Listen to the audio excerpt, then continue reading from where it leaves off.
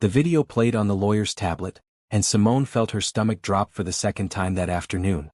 The first time had been when Mr. Patterson told her she'd inherited Premier Holdings, a real estate empire worth over $2 billion. The second time was worse. Much worse. On the screen, her husband Brandon leaned against a granite countertop in what looked like an expensive condo, his arms around a blonde woman Simone had never seen before. They were laughing. But it wasn't the embrace that made Simone's hands shake. It was what Brandon said next. "She has no idea about anything," Brandon said, kissing the woman's neck. "Simone just goes to her little bookkeeping job and comes home to cook dinner. She's convenient, easy, too trusting to ever question where I am." The blonde woman giggled. "What if she finds out?" "She won't. My wife isn't smart enough to put the pieces together." Mr. Patterson paused the video. "Mrs. Simone Clark, I'm deeply sorry you had to see this. The security footage was flagged by our building management team during a routine review. When we realized the man in the video was Brandon Clark, one of our junior agents, we felt obligated to inform you, especially given your new position." Simone sat in the leather chair of Patterson and Associates, her mind spinning. 2 hours ago she'd been a bookkeeper at a small accounting firm, married for 5 years to a man she thought she knew. Now she was the owner of Premier Holdings, the largest real estate empire in the state, and her husband was cheating on her. In one of her buildings. Calling her stupid. "This footage is from 3 days ago," Mr. Patterson continued, his gray eyebrows furrowed with concern. "The property is the Riverside Luxury Condominiums on 4th Street. According to our records, Mr. Clark has been using his agent access key to enter Unit 4207 regularly for the past 8 months. 8 months. Simone's mind raced back through the past year. Brandon's late nights. His sudden interest in networking events. The way he'd become distant, checking his phone constantly. She'd noticed but pushed her concerns away, trusting him when he said he was working hard to build his career. "The woman is Ashley Monroe," Mr. Patterson said, sliding a folder across his mahogany desk. "She's a loan officer at Coastal Bank. We've had several transactions with her institution." Simone opened the folder with trembling fingers. Inside were photos, printed emails, text message records. Her lawyer had been thorough. Ashley Monroe was 28, blonde, and worked in the same professional circle as Brandon. The messages were explicit, planning meetups, talking about their future together. In one text Brandon had written, "Just a little longer and I'll figure out how to leave. She's got nothing. The divorce will be easy." "How did I inherit Premier Holdings?" Simone asked, her voice barely above a whisper. She needed to focus on something, anything, other than the betrayal burning through her chest. Mr. Patterson leaned back in his chair. "Your great-uncle, Bernard Foster, built Premier Holdings from the ground up over 40 years. He never married after his wife passed, had no children. When he died last month, his will specified that everything go to you. He'd been watching your life from a distance. You reminded him of his late wife, Clara. Intelligent, kind, strong. He believed you deserved an opportunity." Simone had barely known Bernard Foster. He was her grandmother's brother, a man who'd sent birthday cards with generous checks but whom she'd only met a handful of times at family reunions. The last time she'd seen him was 3 years ago at her grandmother's funeral. He'd hugged her and told her she had her great-aunt Clara's eyes. "Premier Holdings employs over 300 people," Mr. Patterson continued. "We have 75 properties across the state, from luxury condos to office buildings to shopping centers. Your great-uncle was very particular about ethics. He built this company on integrity. Which brings me to another concern." He pulled out another folder. "We've been reviewing employee files as part of the transition process. Your husband has had several complaints filed against him over the past year. Misrepresenting property values, cutting corners on inspections, pushing clients into deals that weren't in their best interest. Nothing prosecutable yet, but ethically questionable. The previous management team swept most of it under the rug because Brandon brought in revenue." Simone felt numb. The man she'd married, the man she'd supported through his real estate license courses, who she'd celebrated with when he got his first job at Premier Holdings 2 years ago, was not who she thought he was. "What do I do now?" she asked. "That's entirely up to you," Mr. Patterson said gently. "But you have options. Many options. You're now the majority shareholder and CEO of a major corporation. You have resources, legal protection, and most importantly, you have the truth. What you do with that truth is your decision." Simone looked down at the papers in front of her. The corporate documents that made her a billionaire. The evidence that made her a fool. No, not a fool. A woman who'd trusted someone who didn't deserve it. I need copies of everything, Simone said, her voice growing stronger. Every complaint about Brandon. Every piece of security footage. Every text message you can legally obtain. And I need the names of the best private investigators in the city. Mr. Patterson smiled slightly. I took the liberty of compiling that information already. I thought you might ask. He slid another folder across the desk. These 3 firms are discreet, thorough, and fast. They understand the sensitivity required for situations like this. Thank you. Simone stood, gathering the folders. Her legs felt shaky, but she forced herself to stand tall. I'll need a few days to process everything. Can we schedule a meeting for early next week to discuss the company transition? Of course. And Mrs. Clark? Simone? Mr. Patterson stood as well. Your great-uncle chose well. Whatever you decide to do, I believe you'll handle it with the grace and intelligence he saw in you. Simone walked out of the office building into the bright afternoon sun. The world looked different now. The city stretched out before her, and somewhere in it, Brandon was probably with Ashley right now, thinking his wife was at her desk doing bookkeeping, completely unaware that everything had changed. She sat in her modest sedan, a car Brandon had convinced her they needed to buy used to save money, while he drove the leased BMW he claimed was necessary for his image as an agent. She looked at herself in the rearview mirror. At 33 years old, she was a beautiful African-American woman with intelligent brown eyes, natural curly hair she usually wore in a neat bun for work, and a face that right now showed no tears. She wouldn't cry. Not yet. Maybe not at all. Simone pulled out her phone and called the first private investigator on Mr. Patterson's list. A woman answered on the second ring. Diamond Investigations, this is Nicole speaking. Hello. My name is Simone Clark. I need comprehensive surveillance and background on 2 people. Money is not an issue, but discretion is essential. We can certainly help you with that, Mrs. Clark. When would you like to come in to discuss the details? Now. I can be there in 20 minutes. We'll be ready for you. Simone started her car. Before pulling out of the parking lot, she looked at the photo of her and Brandon on her dashboard, taken on their wedding day 5 years ago. She'd been so happy then, so full of hope. The woman in that photo had no idea what was coming. But the woman sitting in this car now knew exactly what she needed to do. She reached over and turned the photo face down. Then she drove toward Diamond Investigations, her mind already planning her next steps. Brandon thought she was convenient and too trusting. He thought she would never question him. He thought she had nothing. He had no idea that his convenient, trusting wife with nothing had just become the owner of his entire world. And she was about to show him exactly how wrong he'd been about her. The city traffic moved slowly, but Simone didn't mind. She used the drive to think. Every late night Brandon had claimed was work. Every weekend he'd said he had open houses. Every time he'd made her feel guilty for asking questions. It all made sense now. Her phone buzzed with a text from Brandon. Working late again tonight. Don't wait up. Love you. Simone stared at the message. Love you. 2 words he'd typed hundreds of times, meaningless now. She didn't respond. Instead, she forwarded the message to her lawyer with a note. For the record. By the time she pulled into the parking lot of Diamond Investigations, Simone had made her decision. She wouldn't just divorce Brandon. She wouldn't just fire him. She would systematically dismantle every lie he'd built, expose every corner he'd cut, and make sure he faced the consequences of his choices. Not out of spite but out of justice. For herself, for the clients he'd misled, for the integrity her great-uncle had built Premier Holdings on. Brandon had called her convenient and too trusting. He was about to learn that she was neither. She was powerful, she was intelligent, and she was done being underestimated. The receptionist at Diamond Investigations looked up as Simone entered. Mrs. Clark? Yes. Nicole is ready for you. Right this way. Simone followed her down a hallway, her heels clicking on the polished floor. With each step she felt stronger. The unsettling discovery in Mr. Patterson's office had shattered her old life. But from those broken pieces she was going to build something better. Something true. And Brandon would never see it coming.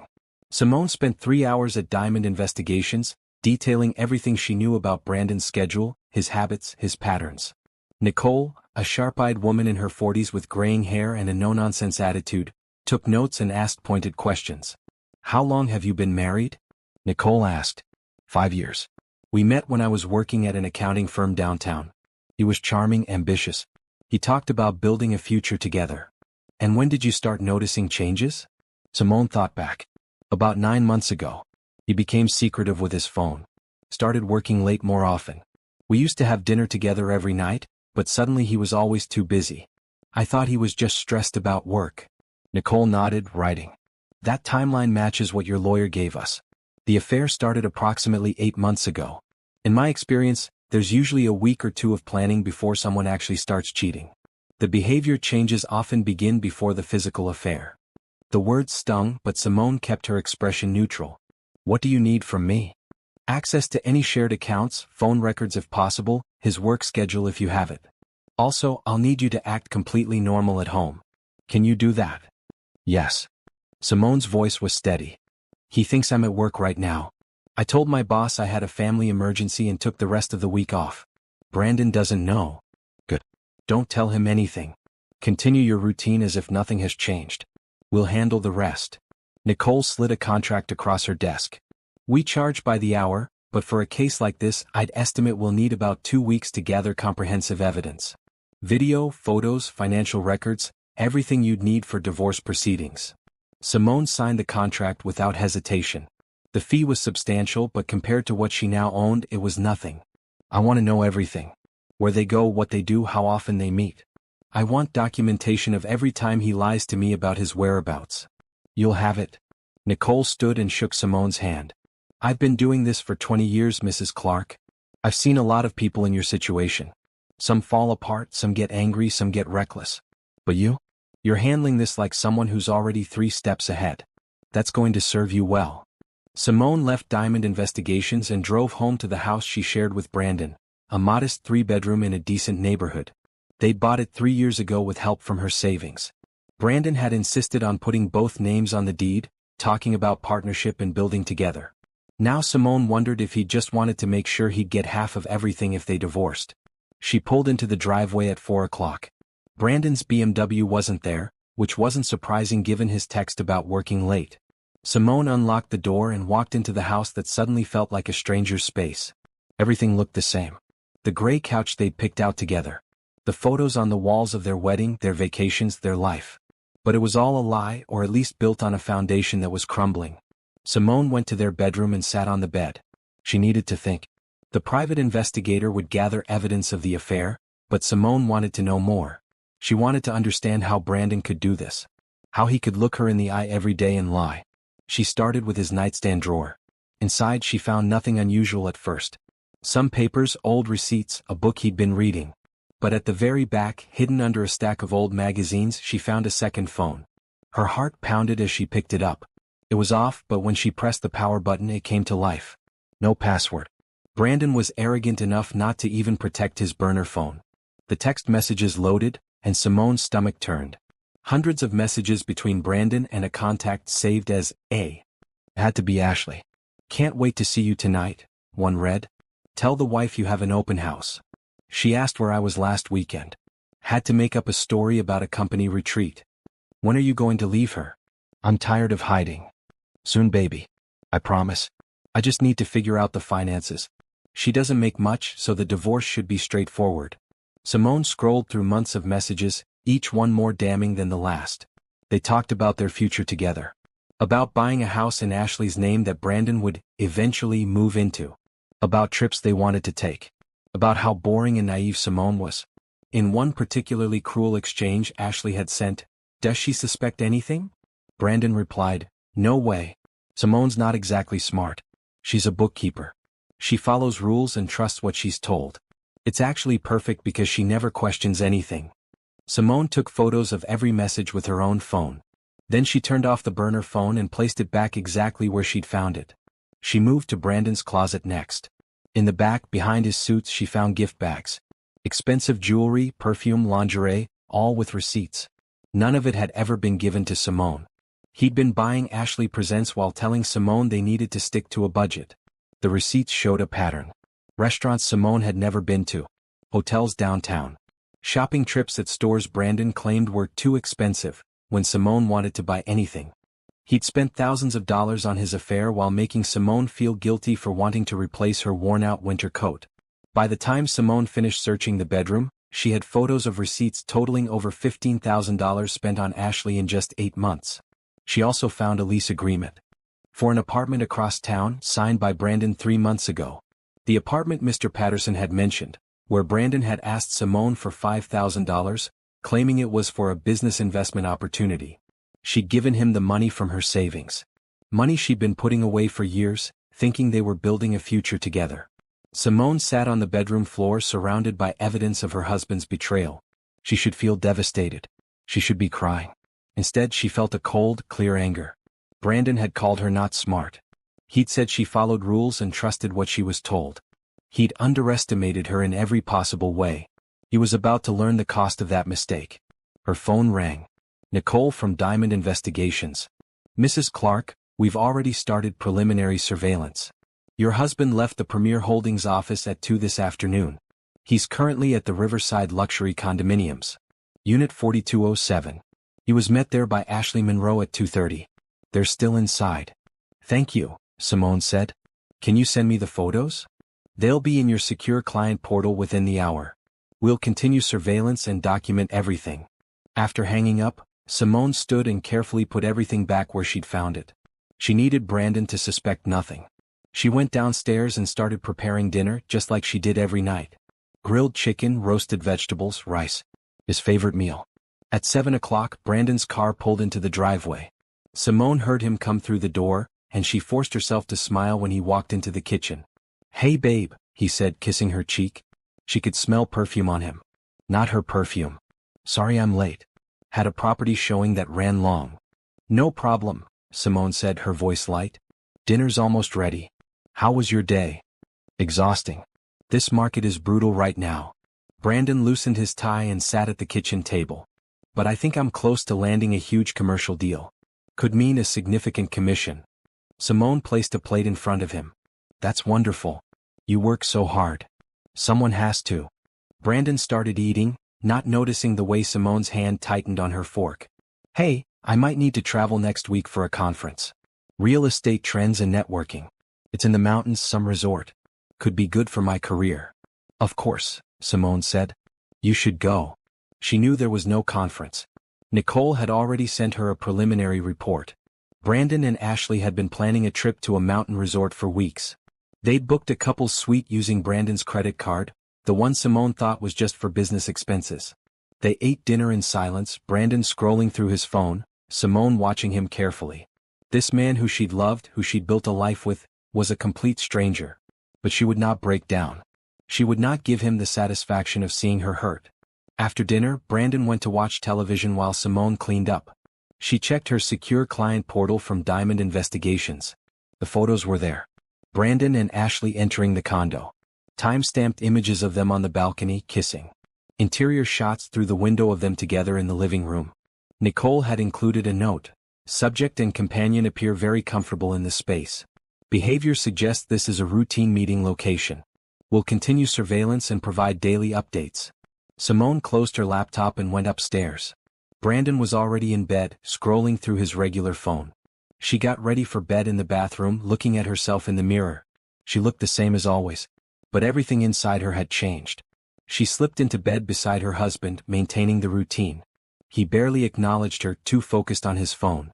Brandon, she said softly. Yeah. Do you love me? He looked over, surprised by the question. Then he smiled, that charming smile that had won her over 5 years ago. Of course I do. Why would you ask that? Just wondering. Simone turned off her bedside lamp. Good night. Night. In the darkness, Simone stared at the ceiling. Brandon's breathing eventually evened out as he fell asleep. She listened to him snore softly, the man who'd vowed to love and cherish her, who'd promised to build a life with her, who was planning to leave her for another woman while spending her money and using her trust. Tomorrow, she would meet with Mr. Patterson again to discuss taking over Premier Holdings. She would continue gathering evidence with Nicole's help. She would act normal and trusting, exactly as Brandon expected. But inside she was calculating, planning, preparing for the moment when she would turn Brandon's world upside down the same way he'd turned hers. He thought she was convenient and not smart. He thought the divorce would be straightforward because she had nothing. He had no idea that she owned everything he cared about. His job, his reputation, his future in real estate. And she was going to take it all away, piece by piece, until he understood exactly what he'd lost when he betrayed her.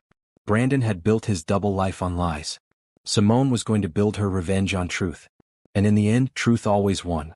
The Premier Holdings headquarters building was downtown, a sleek tower of glass and steel that reached 30 stories into the sky. Simone had driven past it hundreds of times, never imagining she'd own it. Now, standing in the parking garage, she felt the weight of what she was about to do. Mr. Patterson met her in the lobby. "Good morning, Simone. Are you ready?" "As ready as I'll ever be." They took the elevator to the 30th floor, where the executive offices were located. The view from this height was stunning. The entire city spread out below, the river cutting through the downtown core, mountains visible in the distance. "Your great-uncle's office is now yours," Mr. Patterson said, leading her down a hallway lined with photos of buildings and properties. He was very particular about how he ran things. "I think you'll find his business philosophy well documented." The office was massive. Floor-to-ceiling windows, a huge desk made of dark wood, bookshelves filled with real estate texts and business journals. On the wall behind the desk hung a large portrait of an elderly man with kind eyes and a knowing smile. Bernard Foster. Her great-uncle. "He looks like Grandma," Simone said softly. "Yes, I can see the resemblance. Please sit." Mr. Patterson gestured to the desk chair. "This is yours now." Simone sat in the leather chair, feeling the weight of responsibility settle on her shoulders. On the desk was a file with her name on it. She opened it to find a handwritten letter. "Your great-uncle wrote that 3 years ago," Mr. Patterson explained. "After your grandmother's funeral. He updated his will shortly after." Simone read the letter, her eyes filling with tears for the first time since this had all begun. "Dear Simone, if you're reading this, I'm gone, and you now own everything I've built. I know this must come as a shock. We barely knew each other, and for that I apologize. After my Clara died, I threw myself into business and forgot about family. But I watched you from a distance. At your grandmother's funeral, we spoke for only a few minutes. But in those minutes I saw my Clara. Not just in your eyes but in your spirit. You were kind to everyone there. You helped organize things. You made sure the older relatives had seats and water. You did all this while grieving yourself. Clara built this business with me. She had a mind for details and a heart for people. She believed business should be ethical, that success without integrity meant nothing. When she passed, I promised to maintain that standard. I chose you because I believe you'll honor that promise. I've watched your husband work at Premier Holdings. He's ambitious but he lacks character. I worried about you being married to him. Now you have the power to make your own choices. Use this company well. Build something that matters.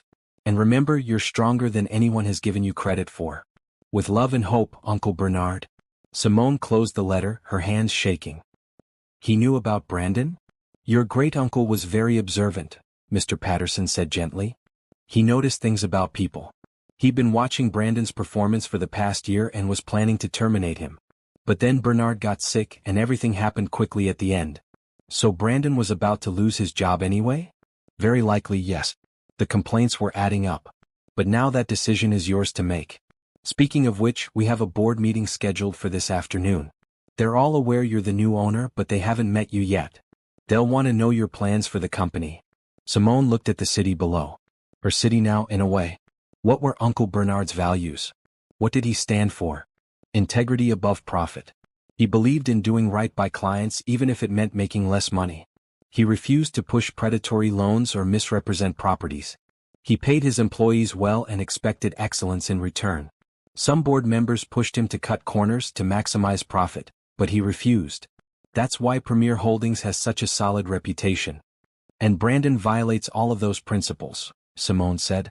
From what we've found, yes. He's been pressuring clients into deals that benefit his commission rather than their needs. He's misrepresented property values. He's used company resources for personal benefit. None of it is technically illegal, but all of it is unethical.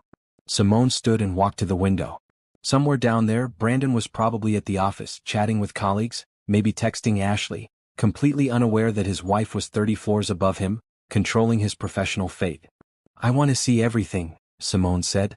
"Every complaint filed against any employee. Every ethical violation report. Every financial record. If I'm going to run this company, I need to understand it completely. I'll have HR prepare all employee files. But Simone, there's something else you should know. Premier Holdings is planning a major expansion. Your great-uncle had secured financing for a new development project, luxury apartments on the waterfront. The project is valued at over $200 million. The board will want to know if you're proceeding with it. $200 million. The number was almost incomprehensible to Simone, who'd been worrying about whether she could afford a new coat just last month. Do we have the right team to handle something that large? She asked. We do. Your great-uncle hired the best architects, contractors and project managers in the state. The concern is leadership. They need to know you're committed to this. I am committed, but I need time to learn. I need to understand how everything works. That's exactly what Bernard would have said, Mr. Patterson smiled. He was always learning, always asking questions. That's what made him successful. Not arrogance, but curiosity and willingness to admit what he didn't know. They spent the next 4 hours going through files. Simone learned about property management, commercial leases, residential sales, development projects, and investment portfolios. Her head spun with information, but she absorbed as much as she could. When they broke for lunch, her phone buzzed with a text from Brandon. Hey, stuck at the office all day. Probably won't be home until late. Can you pick up my dry cleaning? Simone texted back, sure. See you tonight. Then she opened her secure portal from Diamond Investigations. Nicole had sent an update. Brandon had left the Premier Holdings office at 11 and was currently at a coffee shop meeting with Ashley. The photos showed them holding hands across the table, laughing. Simone closed the portal and focused back on the work in front of her. She couldn't let Brandon distract her from what she needed to do. At 2 o'clock, the board meeting began. Simone entered the conference room to find 8 people sitting around a long table. 4 men, 4 women, all dressed professionally, all watching her with a mixture of curiosity and skepticism. Ladies and gentlemen, Mr. Patterson said, may I introduce Simone Clark, the new owner and CEO of Premier Holdings. Simone took her seat at the head of the table, the chair her great-uncle had occupied for decades. She looked at each board member, making eye contact, showing confidence she was still building inside herself. Thank you all for being here, she began. I know my ownership comes as a surprise. It was a surprise to me too. I didn't know my great-uncle well, but I've been reading about his values and his vision for this company. I intend to honor both. An older man at the far end of the table spoke up. Miss Clark, with all due respect, do you have any experience in real estate? I don't, Simone said honestly. I've been a bookkeeper for the past 8 years. But I understand numbers, I understand ethics, and I'm a fast learner. What I lack in experience, I'll make up for in commitment to doing things right. A woman in her 50s nodded approvingly. Your great-uncle always said the most important skill in business was integrity. Everything else could be learned. That's what I believe too, Simone said. Which brings me to my first concern. I've been reviewing employee files and I've found some troubling patterns. Complaints that weren't properly addressed. Ethical violations that were overlooked. If we're going to maintain Premier Holdings' reputation, we need to enforce our standards across the board. The board members exchanged glances. Finally, a man in his 40s spoke up. Are you referring to anyone specifically? Simone chose her words carefully. I'm referring to a culture where some employees have been allowed to cut corners because they bring in revenue. That ends now. From this point forward, every complaint will be investigated thoroughly. Every violation will be addressed. If someone isn't meeting our ethical standards, they won't work here, regardless of their sales numbers. That could affect our short-term profits, another board member cautioned. Maybe, Simone acknowledged, but it will protect our long-term reputation. My great-uncle built this company on trust. That's worth more than any single commission. The meeting continued for another 2 hours. They discussed the waterfront project, current properties, market trends, and staffing. Simone asked questions, took notes, and listened carefully to every piece of advice. By the time the meeting ended, she felt exhausted but energized. She was doing this. She was actually running a company. As the board members filed out, the woman who'd spoken approvingly earlier stayed behind. Miss Clark, I'm Patricia Reynolds. I've been on this board for 15 years. Your great-uncle was my mentor. She extended her hand and Simone shook it. I want you to know Bernard made the right choice. You have something many people in business lack. You have principles. Don't lose those no matter what pressure you face. Thank you, Mrs. Reynolds. That means a lot. Call me Patricia. And if you need help navigating anything, please reach out. Your great-uncle was my friend. I'd like to help his niece succeed. After Patricia left, Simone sat alone in the conference room. Through the window, she could see the Premier Holdings sales floor below. Dozens of agents at their desks making calls, working on deals. Somewhere down there was Brandon. Her phone buzzed. Nicole again. Subject has returned to Riverside Condominiums with Ashley Monroe. Third visit this week. Do you want us to continue surveillance? Simone typed back, yes. Document everything. She stood and walked to the window. Brandon thought he was building a life with Ashley. He thought he'd leave his convenient, not smart wife and start fresh. He had no idea that every move he made was being documented. Every lie was being recorded. Every ethical violation was being compiled. Simone wasn't just gathering evidence for a divorce anymore. She was building a case for termination, for potential legal action if his misrepresentations to clients warranted it. She was systematically preparing to dismantle the life Brandon had built on lies. Mr. Patterson appeared in the doorway. How are you holding up? I'm okay, Simone said. Actually, I'm better than okay. I'm angry, which is keeping me focused. Anger can be useful as long as it's channeled properly. Just don't let it consume you. I won't, but I will use it. Brandon underestimated me. He thought I was too trusting to question him. Too convenient to leave right now. Too not smart to figure out what he was doing. I'm going to show him exactly how wrong he was about all of that. When are you planning to confront him? Not yet. I need more evidence. I need to make sure everything is airtight. When I finally tell him I know, I want him to realize there's no way out. No excuse he can make. No lie he can tell. I want him to understand that every choice he made led to this moment, and he has no one to blame but himself. Mr. Patterson nodded slowly. Your great-uncle would be proud of you.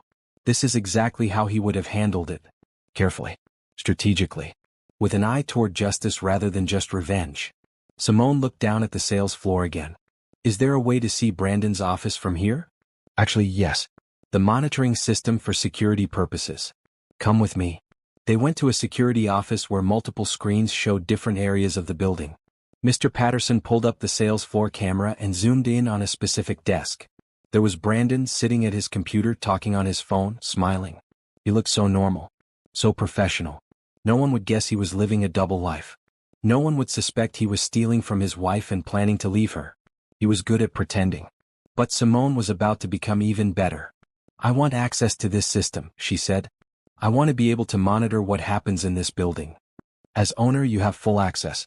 I'll have IT set up your credentials. Simone watched Brandon for another minute. He ended his call and started typing on his computer. Probably texting Ashley. Probably planning their next meeting. Probably congratulating himself on how well he was managing his secret life. He had no idea his wife was watching him. He had no idea his wife owned the building he sat in, the desk he used, the company that paid his salary. He had no idea his convenient, trusting, not smart wife was about to become his worst nightmare. Simone smiled. Not a happy smile. A cold, determined smile. Brandon wanted to play games. She was about to show him what happened when you underestimated your opponent. The game was just beginning and Brandon had already lost. He just didn't know it yet. A week passed. 7 days of Simone living a double life that mirrored Brandon's own deception.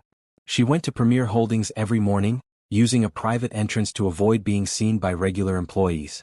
She spent her days learning the business, meeting with department heads, reviewing properties and finances. At night, she went home and cooked dinner for a husband who had no idea his world was being carefully dismantled. Nicole from Diamond Investigations sent daily updates. Brandon and Ashley met at the Riverside condo 4 times that week. They had lunch together twice at restaurants across town. They went shopping on Saturday while Brandon told Simone he had to work an open house. Every lie was documented. Every betrayal captured in photos with time stamps. The file was growing thick with evidence. On Wednesday evening, Simone was reviewing property reports in her home office when Brandon knocked on the door. Hey babe, you got a minute? He leaned against the doorframe, that charming smile on his face. Sure, what's up?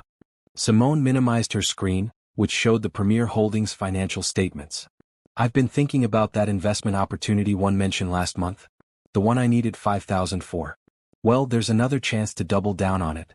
If I put in another $5,000 now, the returns could be huge. We could finally start building real wealth. Simone looked at her husband. The apartment he'd rented with her first $5,000 was where he took Ashley. The lease showed he'd signed up for a year. And now he wanted more money to continue funding his affair. $5,000 is a lot, Simone said carefully. Can you show me the investment details? Brandon's smile faltered slightly. It's complicated. Real estate investment trust stuff. Technical. But I've done my research. This is a solid opportunity. I'd still like to see the paperwork. Simone, come on. Don't you trust me? I'm the real estate professional here. I know what I'm doing. There it was. The manipulation. Making her feel bad for asking reasonable questions. Making her doubt herself. Simone had fallen for it before. Not anymore. Of course I trust you, she lied smoothly. I just want to understand where our money is going. We're married. We should make financial decisions together. Brandon's jaw tightened. Fine. I'll get you the paperwork. But we need to move fast on this. The opportunity won't last forever. How fast? By Friday. I need to transfer the money by Friday. Simone nodded. Okay. Show me the documents and if it looks good, we'll do it. Brandon left the office looking frustrated. Simone pulled up her secure portal. She sent a message to Nicole, husband asking for another $5,000. Claims it's for investment. Can you trace where the first payment went? Nicole's response came within an hour, already traced it. Money went to the landlord of the apartment at 1847 Cedar Street, Unit 203. Security deposit and first month's rent. Checking what the additional $5,000 might be for. By Thursday morning, Nicole had the answer. Landlord shows 2 payments from your husband. First was $5,000 for security deposit and rent. Second payment of $4,000 was made last week for furniture. Checking area furniture stores now. Will update soon. Simone sat in her Premier Holdings office, staring at the information. Brandon had already spent $9,000 of her savings setting up an apartment for himself and Ashley. And now he wanted $5,000 more. Probably for bills or more furniture or maybe a trip he was planning with his mistress. Her phone buzzed with a text from Brandon. Found those investment documents. Sending them to your email now. Simone opened her email. The investment documents were hastily thrown together PDFs about REIT opportunities that anyone could find online. Nothing specific. Nothing that would require a $5,000 immediate investment. It was a terrible lie, not even well crafted. Did Brandon really think she was this stupid? Had she really seemed that naive to him? She forwarded the documents to Mr. Patterson with a note. Husband's attempt at financial fraud. For divorce file. Then she texted Brandon back. These look interesting. Let me think about it overnight. His response was immediate. We don't have time. This opportunity closes Friday. Simone didn't respond. Instead, she called Nicole. I want you to find out what the $5,000 is really for, Simone said. Check recent social media posts from Ashley Monroe. Check travel bookings. Check anything that might explain why he needs more money right now. On it, Nicole said. Give me until this evening. Simone spent the rest of the day in meetings with Premier Holdings development team, learning about the waterfront project. The scale of it was enormous. 250 luxury apartments, ground floor retail space, underground parking. Construction was scheduled to begin in 3 months. We'll need to promote the project soon, the marketing director said. Generate interest before the units go on sale. Do you have any thoughts on marketing approach? Simone considered. What was my great-uncle's vision for these apartments? High-end but ethical. He wanted to create a community, not just sell units. He insisted on including affordable housing units mixed into the development. 20% of the apartments will be priced for middle-income families. It's unusual for a luxury development, but Bernard felt it was important to serve the whole community. Simone smiled. That sounded exactly like something Uncle Bernard would do. Then that's our marketing angle. Yes, we're offering luxury, but we're also building a real community. Mixed income, diverse, inclusive. Make it about people, not just profit. The marketing director nodded enthusiastically. I love that. It sets us apart from every other luxury development in the city. By 5 o'clock, Simone was exhausted but satisfied. She was learning fast and the team respected her. She'd made several good decisions that day, trusting her instincts and her values. Her phone rang as she was packing up to leave. Nicole. I found it, Nicole said.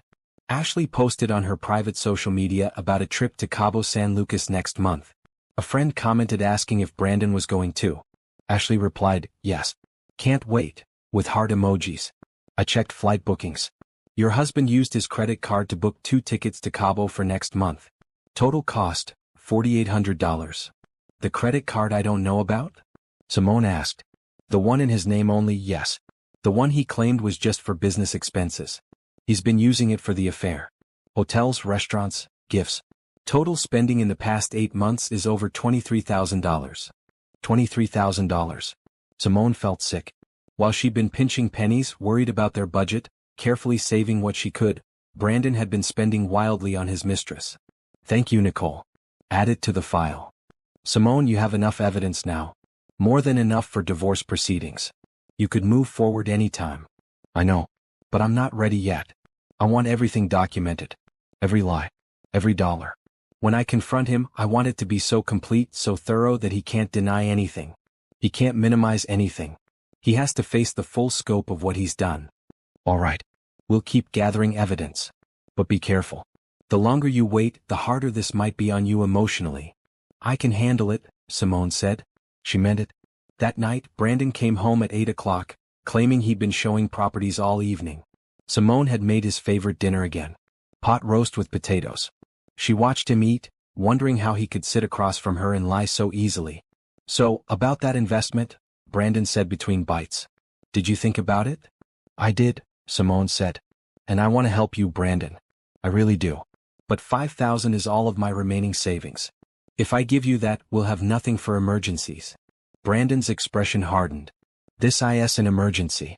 An emergency opportunity. You're always so cautious, Simone. So afraid of taking risks. That's why you're still just a bookkeeper. Some of us have ambition. The words were meant to hurt. They would have hurt a week ago. Now they just made Simone more determined. You're right, she said quietly. I am cautious. But I'm also careful. I need to protect us financially. There is no us financially. Brandon snapped, then seemed to catch himself. He softened his tone. I make most of the money in this household. I should be able to make investment decisions without you questioning everything. Simone stood and started clearing dishes. I'll transfer the money tomorrow. Brandon's mood immediately improved. Really? Thank you, babe. You won't regret this. I promise. I'm sure I won't, Simone said. She wouldn't regret it because she wasn't actually going to give him the money. Not for his trip to Cabo with Ashley. Not for anything. After Brandon fell asleep that night, Simone lay awake making plans. Tomorrow was Friday. She'd tell Brandon there was a problem with the bank transfer. She'd stall until after his supposed investment deadline passed. Then she'd watch him scramble. But more importantly, she'd schedule a company-wide meeting for Monday. As the new CEO, she wanted to introduce herself to all employees. She wanted to outline her vision for Premier Holdings. She wanted to make it clear that ethics mattered, that integrity was required, that anyone not meeting those standards would be held accountable. Brandon would be in that meeting. He'd sit in the audience with all the other agents, having no idea that his wife was about to walk onto that stage. Having no idea that everything was about to change. Simone smiled in the darkness. She wasn't the woman Brandon thought she was. She wasn't convenient or trusting or not smart. She was strategic. She was patient. She was powerful. And on Monday, Brandon was going to find out exactly who he'd been underestimating for 5 years. The setup was complete. The evidence was compiled. The trap was ready. All that remained was watching it close around the man who'd thought he could betray her without consequences. Brandon wanted $5,000 for a trip to Cabo with his mistress. Instead, he was going to lose everything. His marriage. His job. His reputation. His future. And Simone was going to make sure he understood that every loss was his own fault. Every consequence was deserved. Every bit of pain he felt was nothing compared to what he'd inflicted on her. Justice was coming. And Brandon had no idea it would arrive wearing her face. Friday morning, Simone woke up before Brandon. She made coffee, got dressed for work at her accounting firm where she'd given notice earlier that week, and watched her husband sleep. He looked peaceful, untroubled. In a few days that peace would be shattered forever. When Brandon woke, his first words were, "Did you transfer the money?" "I tried," Simone said. "But there's a hold on the account. Bank security flagged the transfer as unusual. They want us to come in person to verify it." It was a lie. Simone had moved her savings to a new account Brandon didn't know about. But he believed her because he'd always believed her. She was convenient and trusting after all. "Are you serious?" Brandon's face reddened. "The deadline is today." "I'm sorry. There's nothing I can do. The bank said it would take 3 business days to clear the hold." Brandon swore and grabbed his phone. Simone left him fuming in the bedroom and went to work at her old accounting firm for one of her final days. She'd given her 2 weeks' notice, telling her boss she had a family situation that required her full attention. Her boss had been understanding, even throwing her a small going-away lunch on Wednesday. Throughout the day, Brandon sent increasingly angry texts. "This is ridiculous. You need to fix this. Call the bank again. This opportunity is going to pass us by because you can't handle simple finances. Simone didn't respond to any of them. Let him be angry. Let him panic. Let him feel out of control for once. At noon, she met with Mr. Patterson for lunch at a quiet restaurant far from Premier Holdings. Monday is the company-wide meeting, he confirmed. All employees are required to attend. We've sent out the memo. Everyone knows there's a new owner who wants to address the company. Does it say who the new owner is? Simone asked. No. Just that Bernard Foster's heir will be introducing themselves and outlining their vision for the company's future. Good. I want it to be a surprise. The board is supportive. Patricia especially. She's been calling board members all week, making sure everyone understands that you have their full backing. She really believes in you, Simone. I'm grateful for that. And I'm ready. I've spent the past week learning everything I can. I've read every policy manual, every ethics guideline, every complaint report. I know exactly what kind of company Uncle Bernard built, and I know what I need to do to protect that legacy. Mr. Patterson smiled. He chose well. I had my doubts at first, I'll admit. Taking over a major corporation with no experience is daunting. But you've approached this with such diligence and humility.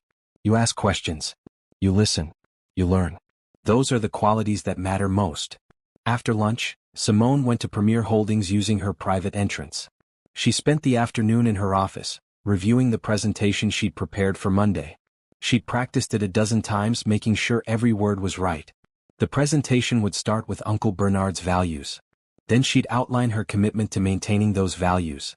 Then she'd discuss the new waterfront development and her vision for Premier Holdings' future. And finally, she'd make it clear that anyone not meeting the company's ethical standards would be terminated immediately. She didn't mention Brandon specifically in the presentation. She didn't need to. Everyone in compliance and HR knew about the complaints against him. When she announced the new zero-tolerance policy, they'd know exactly who it applied to. At 5 o'clock, Patricia Reynolds knocked on Simone's office door. "Do you have a moment?" Patricia asked. "Of course. Please come in." Patricia sat across from Simone's desk. She was a distinguished woman in her 60s, with gray hair styled elegantly and eyes that missed nothing. "I wanted to talk to you about Monday," Patricia said. "I know you're planning to address ethical standards. I think that's admirable. But you should be prepared for pushback. From the board. No, the board supports you. From employees who've been getting away with cutting corners. They'll resist change. They'll argue that strict ethics hurt profits. They'll say you're too inexperienced to understand how real estate really works. Let them argue," Simone said calmly. "I'm not here to win a popularity contest. I'm here to run a company with integrity." Patricia smiled. "That's the right answer. But there's something else. Your husband works here." Simone's expression didn't change. "I'm aware. Bernard had concerns about his performance. I shared those concerns. But Bernard died before he could address the situation. Now you're in charge and you'll need to decide what to do about Brandon." "I know what I'm doing about Brandon," Simone said. "But I'd rather not discuss it until after Monday's meeting." Patricia studied her for a long moment. "You've changed in the past week. When we first met you seemed uncertain, overwhelmed. Now you seem determined, focused. What happened?" Simone considered how much to reveal. "I learned something important. I learned that people will underestimate you if you let them. They'll take advantage of your kindness, your trust, your willingness to believe the best in them. I've spent too long letting that happen. Not anymore." "Good," Patricia said. "This business requires strength. Not cruelty but strength. The ability to make hard decisions and stand by them. I think you have that ability." After Patricia left, Simone looked out at the city. Monday was 3 days away. 3 days until everything changed. 3 days until Brandon's world collapsed. Her phone rang. "Nicole. I have an update on the Cabo trip," Nicole said. "Brandon tried to book it using a different credit card. He was declined. Looks like he's maxed out all his credit. So he can't afford the trip without my money?" "Correct. And there's more. Ashley is upset. She posted on social media that her partner isn't keeping his promises. Reading between the lines, I think she's pressuring him to leave you. She wants commitment and Brandon keeps stalling." Simone felt a grim satisfaction. Brandon's double life was becoming complicated. He couldn't afford to maintain his affair without her money. Ashley was getting impatient. Everything was falling apart for him, and he had no idea the worst was yet to come. Keep monitoring, Simone said. I want to know everything leading up to Monday. That evening Brandon came home looking stressed. His usual confident demeanor was cracking.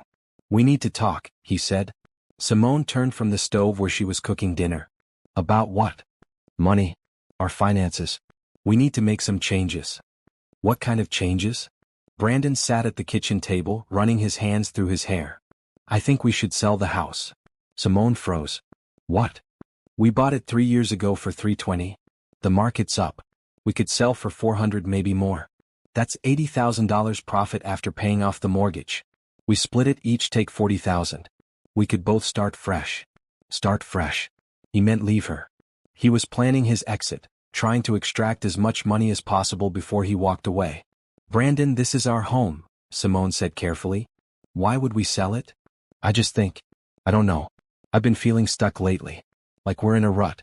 Maybe we need a change. A change like what? Maybe we should take some time apart. Figure out what we really want. There it was. The beginning of his exit strategy. He wanted time apart, which would become a separation, which would become a divorce. Meanwhile, he'd pocket $40,000 from the house sale and start his new life with Ashley. Simone turned back to the stove so Brandon wouldn't see her expression. I think that's a conversation for when we're both less stressed. Let's table it for now. Simone. I said let's table it. Her voice was firm. I've had a long week and I'm not making major life decisions when I'm exhausted. Brandon backed off, but he looked frustrated. His plan wasn't working. He couldn't get the money for Cabo. He couldn't convince his wife to sell the house. His carefully constructed double life was becoming unsustainable. Let him suffer. Let him feel the pressure of his own lies closing in around him. They ate dinner in tense silence.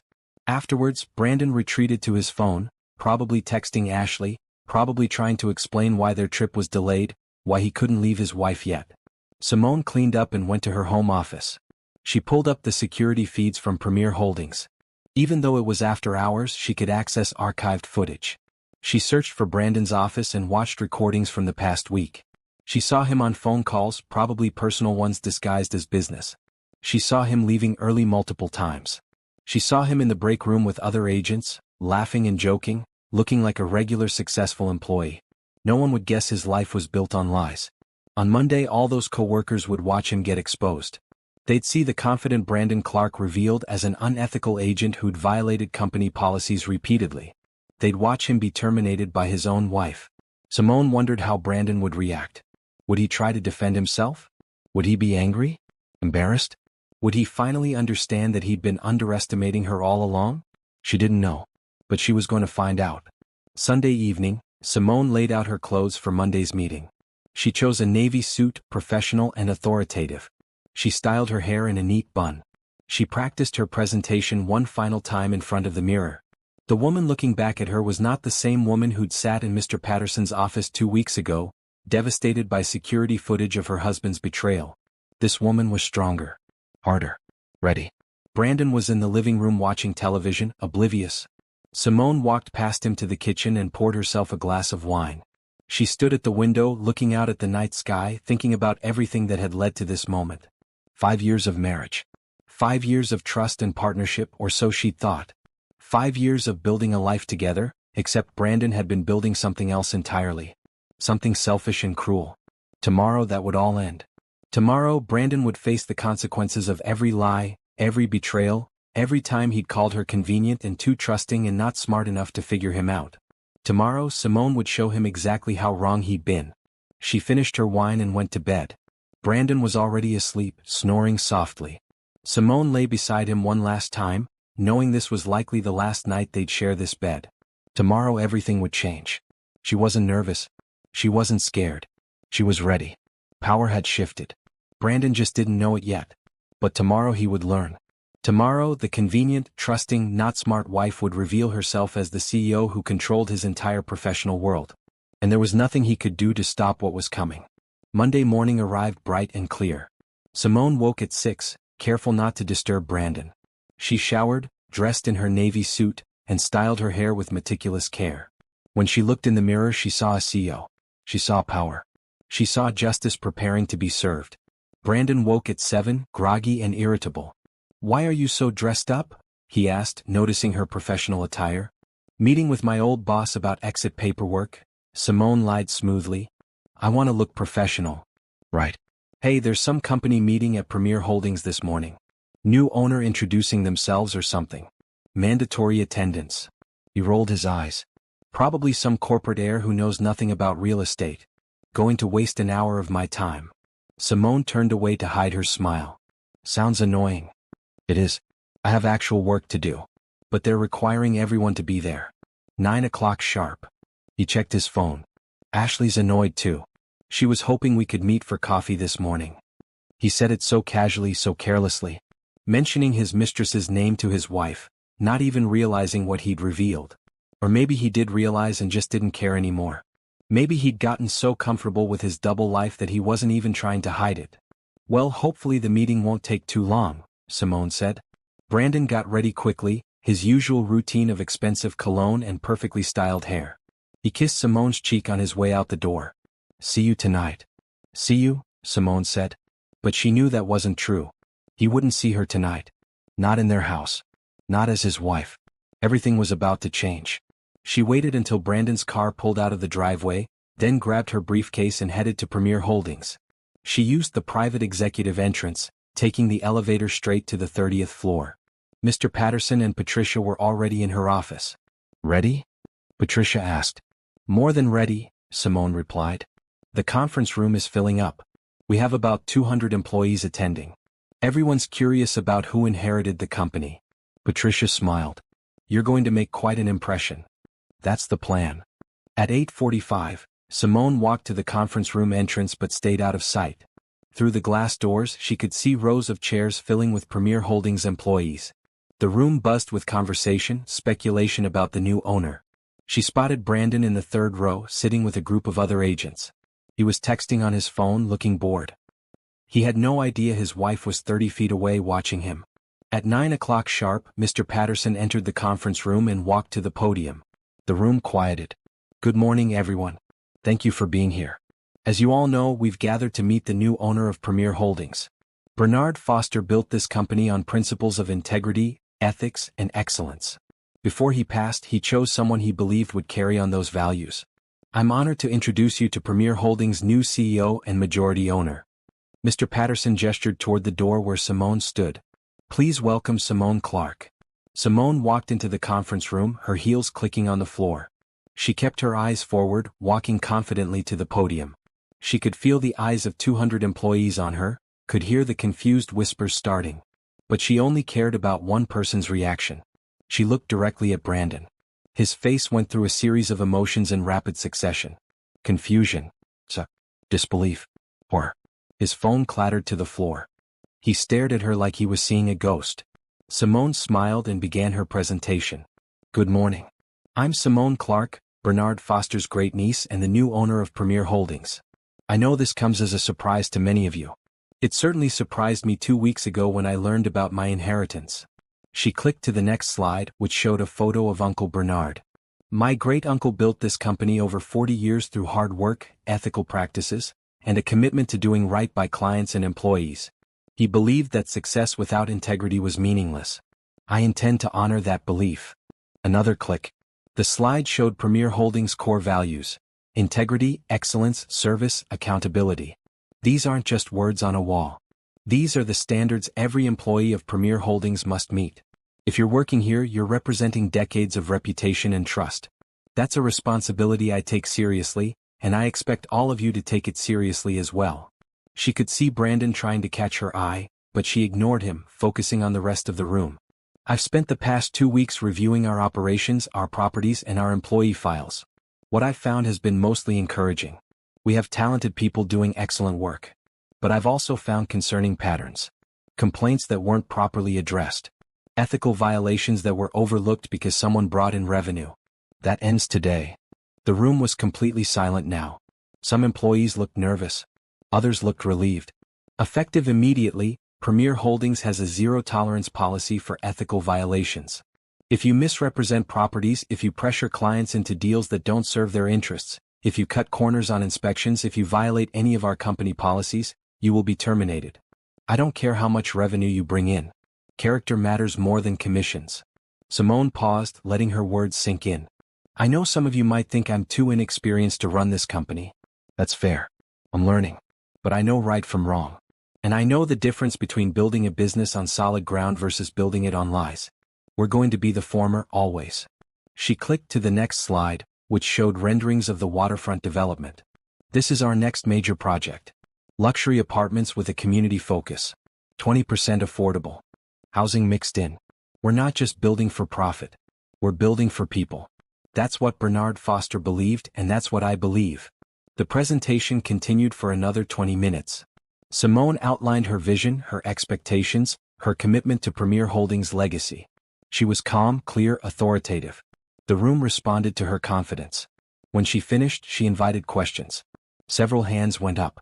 She answered questions about the development timeline, about company policies, about her background. She was honest about her limited experience but firm about her values.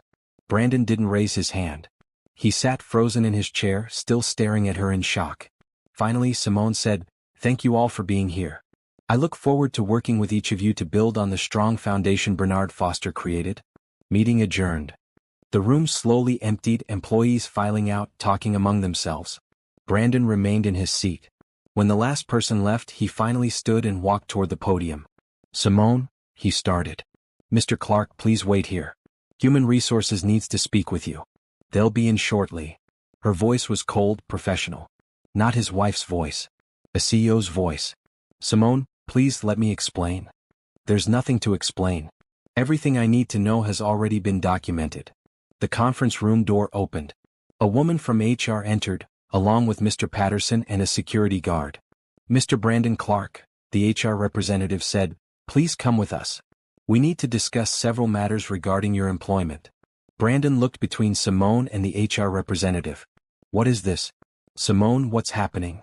"You're being terminated," Simone said simply. "For multiple violations of company policy. The details are in your termination package, which you'll receive in the next room." "Terminated? You're firing me? Your husband?" "I'm terminating an employee who violated the ethics standards of my company. The fact that you're my husband is irrelevant to your job performance, which has been substandard." "Substandard? I'm one of the top agents here. I bring in millions. You misrepresent properties. You pressure clients inappropriately. You've had 17 complaints filed against you in the past year. You use company resources for personal benefit." Simone's voice remained calm. "Did you think I wouldn't find out? Did you think I'd let it slide because we're married?" Brandon's face flushed red. "You can't do this." "I can and I am. You're also being served with divorce papers." Simone nodded to Mr. Patterson, who handed Brandon a manila envelope. "All evidence is attached. Security footage from the Riverside condominiums. Financial records showing misuse of marital funds. Text messages detailing your 8-month affair with Ashley Monroe. Bank records showing the secret apartment you rented using money you asked me for under false pretenses." Brandon's hands shook as he took the envelope. When did you?" 2 weeks ago. The same day I inherited this company. I've spent the past 2 weeks gathering evidence, learning my business and preparing for this moment. You called me convenient. Too trusting. Not smart enough to figure out what you were doing." Simone stepped closer to him. "You were wrong about all of that. Simone, please. I love you. I made mistakes, but we can fix this." "No, we can't. You don't love me, Brandon. You never did. You loved the convenience. You loved having someone to come home to while you built your secret life. But love? Real love? You don't know what that means."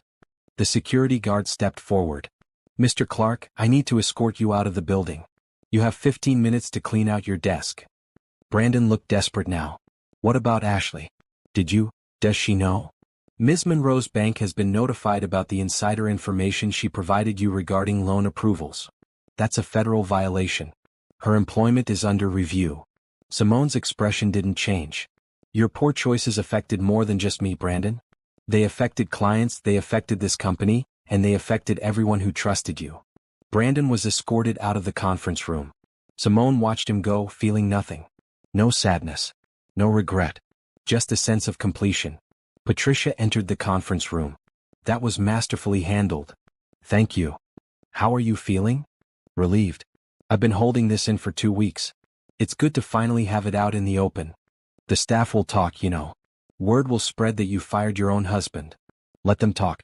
They'll also see that I meant what I said about ethics and accountability. No one gets special treatment, not even my husband. Especially not my husband. Simone gathered her presentation materials. Her phone buzzed with a text from Nicole. Saw the news. Well done. Do you still need my services? Simone texted back, yes. Continue documenting for the divorce proceedings. Thank you. Throughout the rest of the day, Simone worked in her office, meeting with department heads, reviewing contracts, handling business. She was professional, focused, and in control. The fact that she'd just ended her marriage and destroyed her husband's career didn't show on her face. At 5 o'clock, Mr. Patterson knocked on her door. Brandon tried to come back into the building. Security stopped him. He was demanding to see you. What did you tell him? That all communication needs to go through your lawyer. He left, but he looked broken. Good, Simone said. She didn't feel guilty. Brandon had broken their marriage vows. He'd broken her trust. He'd called her stupid and convenient. Now he was experiencing the consequences of his own actions. That evening, Simone went to a hotel. She wasn't ready to go back to the house yet. She needed space, time to process everything that had happened. She ordered room service, poured herself a glass of wine, and sat by the window looking out at the city lights. Her phone rang. Brandon. She didn't answer. He called 3 more times. Then the text started. Please talk to me. I know I messed up, but we can fix this. You can't just throw away 5 years of marriage. I love you. I'm sorry. Simone blocked his number. She didn't need to hear his apologies or his excuses. He'd had 8 months to think about their marriage while he was with Ashley. He'd had 5 years to treat her with respect and honesty. He'd chosen lies instead. Now he could live with those choices. The divorce proceedings would take time, but Mr. Patterson had assured her it would be straightforward given the evidence. Brandon couldn't claim he deserved half of Premier Holdings. That was Simone's inheritance, not marital property. The house would be sold and proceeds split, but Simone didn't care about that. She could buy 100 houses now if she wanted. What mattered was that she'd taken back her power. She'd stopped being the convenient, trusting wife who accepted whatever Brandon told her. She'd become the woman Uncle Bernard believed she could be. Strong. Principled. Uncompromising when it came to integrity. Simone finished her wine and prepared for bed. Tomorrow she'd return to Premier Holdings and continue building the company. She'd meet with the development team about the waterfront project. She'd review more properties. She'd learn more about her business. Her life was just beginning. The real one. Not the false life she'd been living with Brandon, built on his lies and her misplaced trust. This was real. This was hers. And she was going to make the most of it. The next morning, Simone returned to the house to collect some clothes and personal items. She decided to stay at the hotel for a while, needing space from the memories this house held. When she pulled into the driveway, Brandon's BMW was there. She took a deep breath and walked to the door. Inside, she found Brandon sitting at the kitchen table, looking like he hadn't slept. Empty coffee cups surrounded him. He jumped up when she entered. Simone, thank God. I've been calling you. I blocked your number. Any communication needs to go through my lawyer like you were told. How can you be so cold? We're married. We need to talk about this. There's nothing to talk about. Simone walked past him toward the bedroom. Brandon followed her. Yes, there is. You can't just fire me and divorce me and expect me to accept it. We have history. We have a life together. We had a lie together, Simone corrected, pulling a suitcase from the closet. You've been cheating on me for 8 months. You've been stealing my money to fund your affair. You've been violating ethics at work. None of that is up for discussion. It's all documented. It was a mistake. Ashley means nothing. It was just, I don't know, a stupid mistake. Simone turned to face him. 8 months isn't a mistake, Brandon. It's a choice. Multiple choices. Every time you texted her. Every time you met her at that condo. Every time you came home and lied to my face. Those were all choices. Okay, yes, I made bad choices. But people make mistakes. Marriages survive infidelity all the time. We can go to counseling. We can work through this. I don't want to work through this. Simone packed her clothes methodically. I don't want to spend years trying to rebuild trust with someone who called me convenient, and too trusting, and not smart enough. You didn't just cheat on me, Brandon. You disrespected me. You mocked me to your mistress. You made me feel small while you were stealing from me. I never stole. $9,000 for an apartment you claimed was an investment. $5,000 more you tried to get for a trip to Cabo with Ashley. $23,000 spent on your affair using credit cards I didn't know about. How is that not stealing? Brandon's face went pale. You know about Cabo? I know everything. Private investigators are very thorough. Simone continued packing. I know about every hotel you stayed at, every restaurant you took her to, every gift you bought her.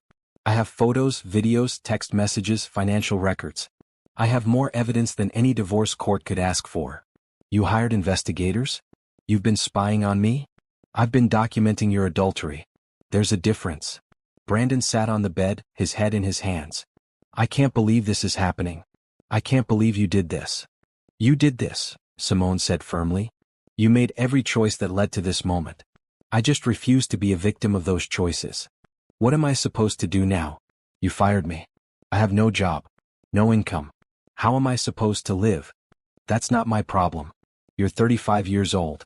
You have a real estate license, though after the complaints I've filed with the licensing board about your unethical practices, that might not last long. But that's the consequence of your actions, not my responsibility. The licensing board? You reported me? I reported every client you pressured, every property you misrepresented, every shortcut you took. Premier Holdings has a reputation to protect. I won't let your misconduct taint my company. Your company? Brandon repeated bitterly. So that's what this is about. You got power and now you're wielding it against me. No, this is about justice. If you were any other employee with your track record, you would have been fired months ago. Uncle Bernard was planning to terminate you before he died. I just finished what he started. So you're playing the avenging CEO? Getting revenge. I'm running a business ethically. You happen to be someone who violated those ethics. Simone zipped up her suitcase. The fact that you betrayed me personally just made it easier to see your professional misconduct clearly. Brandon stood up, blocking her path to the door. Simone, please. I know I messed up. I know I hurt you. But destroying my career? Ruining my professional reputation? That's going too far. You destroyed your own career, Simone said, her voice icy. Every complaint filed against you was legitimate. Every client you misled has documentation. You did this to yourself. I need my job. I need income. I have bills, rent on the apartment. The apartment you rented for your affair? That's not my concern. You're really going to leave me with nothing? I'm leaving you with exactly what you deserve. The consequences of your choices. Simone stepped around him. Now move or I'll call the police for harassment. Brandon moved. Simone walked out of the bedroom with her suitcase, down the stairs and toward the front door. Brandon followed, his voice rising. What about us? What about our marriage? You're just giving up? Simone stopped at the door and turned to face him one last time. You gave up on our marriage when you started sleeping with Ashley. You gave up when you called me convenient. You gave up when you stole from me to fund your affair. I'm just acknowledging what you already decided 8 months ago. I want to fight for us. There is no us. There's you and there's me and we're getting divorced. The papers have been filed. Sign them or don't, but either way this marriage is over. You've changed, Brandon said, and for the first time she heard something other than self-pity in his voice. Fear. You're not the woman I married. You're right. The woman you married would have believed your lies. She would have blamed herself for your affair. She would have tried to fix something that wasn't her fault. That woman is gone, Brandon. You killed her when you betrayed her. What's left is someone who knows her worth. Someone who won't tolerate disrespect. Someone who owns a $2 billion company and doesn't need anything from you. Simone opened the door. I'll have movers come for the rest of my things. Don't contact me. Don't come to Premier Holdings. All communication goes through lawyers. If you violate that, I'll get a restraining order. Simone. She closed the door on his voice and walked to her car. Her hands were shaking as she started the engine, but not from sadness. From adrenaline. From the power of finally saying everything she needed to say. She drove to Premier Holdings, parked in her designated spot, and took the private elevator to her office. The view from the 30th floor never got old. The city spread out below her, full of possibilities. Mr. Patterson knocked and entered. How did it go? About as expected. He's in denial. Thinks we can fix things through counseling. And what did you say? That there's nothing to fix. That he destroyed the marriage, not me. Simone sat behind her desk. He's upset about the licensing board complaints. Those were necessary. His conduct violated state regulations. Other agents need to know there are consequences for unethical behavior. I know. It's just strange. A month ago I was his wife. Now I'm the person dismantling his career. He dismantled his own career. You're just holding him accountable. Patricia appeared in the doorway. Sorry to interrupt. There's someone here to see you. Ashley Monroe. Simone raised her eyebrows. Really? Send her in. Ashley Monroe entered the office tentatively. She was younger than Simone had expected, 28 but looking younger. Blonde hair, nervous eyes, expensive clothes that didn't quite fit her personality. Miss Clark, Ashley began, I appreciate you seeing me. I didn't think I had a choice. You showed up at my company. Simone gestured to a chair. Sit if you want. Say what you came to say. Ashley sat on the edge of the chair. I want to apologize. For having an affair with my husband? For using insider bank information to help him close deals? For pressuring him to leave me? Which part exactly? All of it.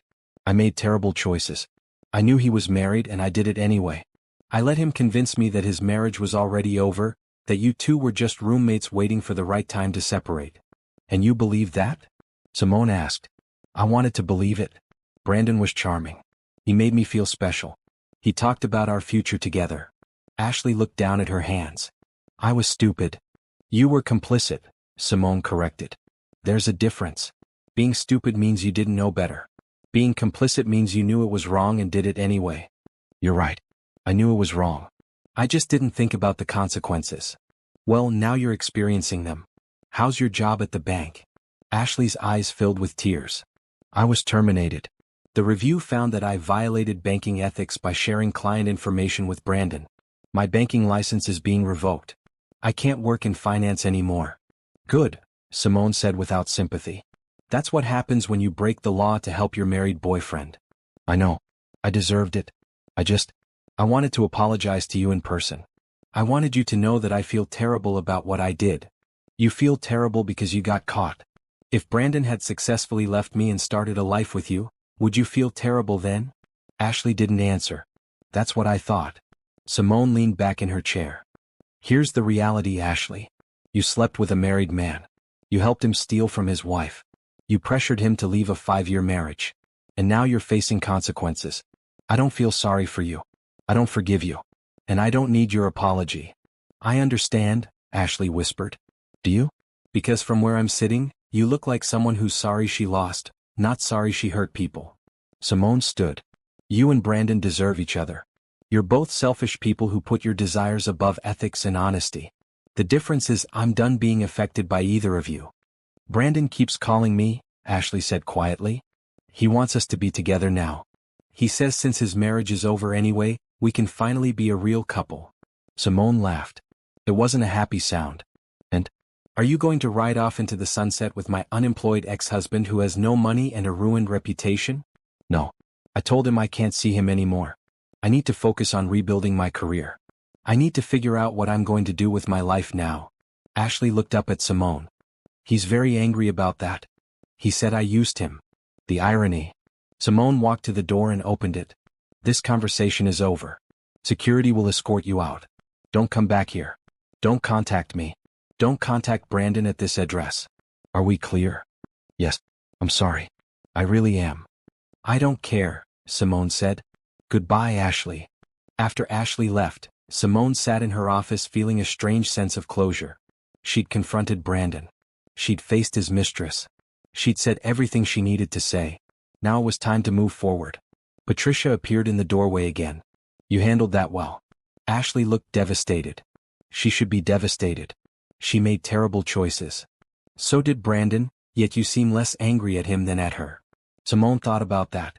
Brandon betrayed me directly. That hurt. But Ashley didn't owe me loyalty. She was just a selfish person who made selfish choices. I expected better from my husband. I expected nothing from her, so her behavior doesn't surprise me as much. Fair enough. For what it's worth, I think you're handling this entire situation with remarkable grace. I don't feel graceful. I feel angry and betrayed and vindicated all at once. That's normal. But you're not letting those feelings control you. You're still running this company professionally. That takes strength. Simone looked out at the city. Uncle Bernard gave me more than a company. He gave me the power to change my circumstances. Without this inheritance, I'd probably still be trying to fix my marriage, thinking it was my fault Brandon cheated.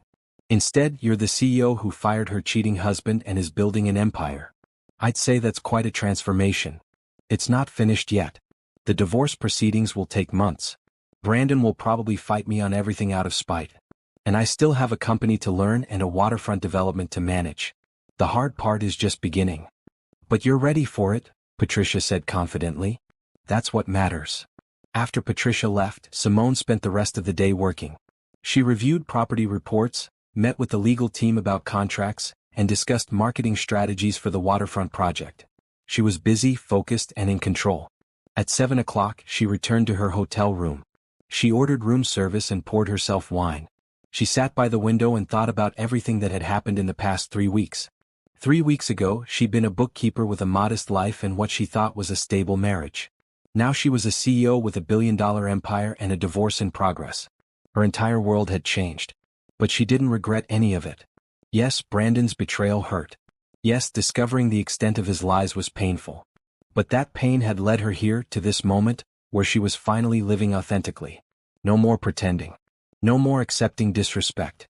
No more being convenient and too trusting. She was Simone Clark, CEO of Premier Holdings. She was powerful, intelligent, and done being underestimated. And her life was just beginning. The weeks following the confrontation were a blur of legal meetings, business decisions, and late nights at the office. Simone threw herself into work, finding that the complexity of running Premier Holdings helped distract her from the emotional aftermath of ending her marriage.